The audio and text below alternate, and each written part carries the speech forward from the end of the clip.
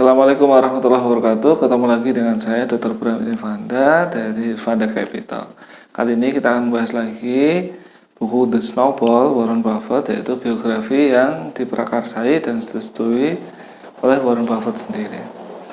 Kali ini kita akan membahas bab ke-10, yaitu cerita kriminal sebenarnya. Jadi kemarin bab 9 kita jelaskan kalau Warren Buffett itu ketika ayahnya jadi anggota Kongres, dia pindah ke Washington. Terus akhirnya dia minta dibalikkan ke Omaha lagi sama ayahnya, terus akhirnya dijemput lagi ke Washington. Nah, terus dia menyelesaikan kelas 8 dan kelas 9 itu 9 SMP itu di Washington. Nah, di kelas 8 dan kelas 9 ini itu Warren Buffett merasa tidak bahagia karena dia kehilangan teman-temannya di Omaha, kehilangan mata pencahariannya, sehingga dia frustasi, dia marah, dia kesepian, dia tidak bahagia, sehingga Warren Buffett itu memberontak. Jadi di kelas 8 dan 9 itu dia menjalani kehidupan antisosial di sekolah dan di luar sekolah. Di saat itu Warren Buffett itu terbiasa untuk mencuri alat-alat olahraga di toko Sears. Jadi contoh tas golf, terus tongkat golf, terus bola golf malah sampai ratusan buah yang dicuri. Terus kemudian di sekolah juga gitu, jadi suka sekali menentang gurunya, terus tidak mau mengerjakan tugas dan lain-lain, sampai itu Warren Buffett itu dimasukkan di ruangan khusus sendirian, terus dari bawah pintu itu dikasih materi dari gurunya. Jadi sampai gitu. Saking parahnya Warren Buffett itu ketika SMP.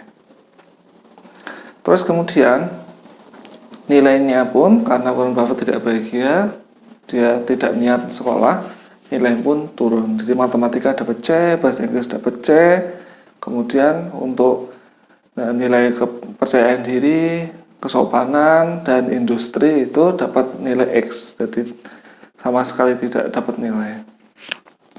Kemudian yang paling parah adalah saat mau lulus. Jadi ketika kelulusan itu kan harus pakai jas berdasi. Jadi setelan jas berdasi. Warren Buffett tidak mau. Sampai kapseknya marah-marah, dan kalau kamu tidak mau berarti Warren Buffett tidak akan lulus. Sampai seperti itu.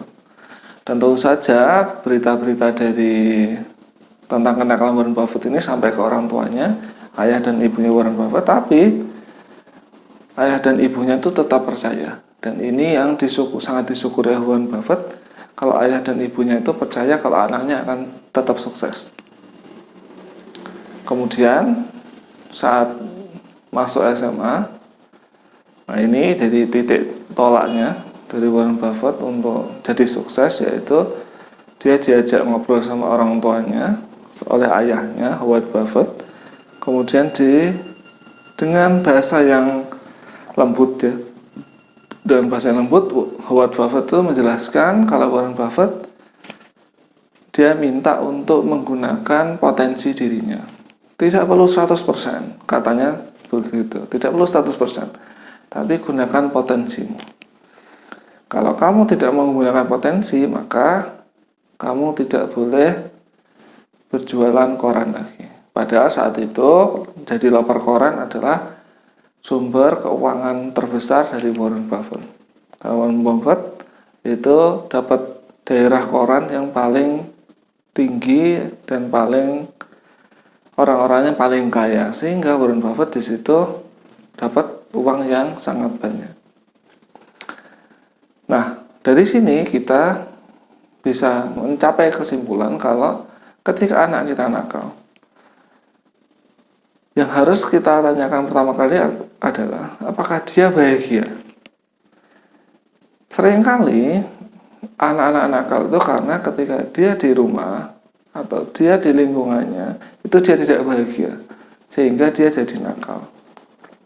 Dan ketika anak senakal apapun, itu ketika dia jadi bahagia, dia menemukan tujuan, maka dia bisa jadi sukses. Seperti Warren Buffett. Dan walaupun nakal sekali Warren Buffett di sekolah, itu dia tetap melakukan tugasnya sebagai pengantar koran atau loper koran. Jadi seperti itu.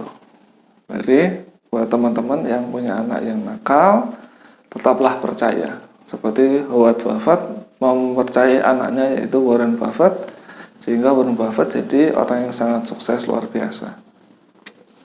Seperti itu, bab 10 The Snowball Warren Buffett. Insya Allah kita akan kembali membahas bab-bab selanjutnya. Terima kasih atas perhatiannya. Assalamualaikum warahmatullahi wabarakatuh.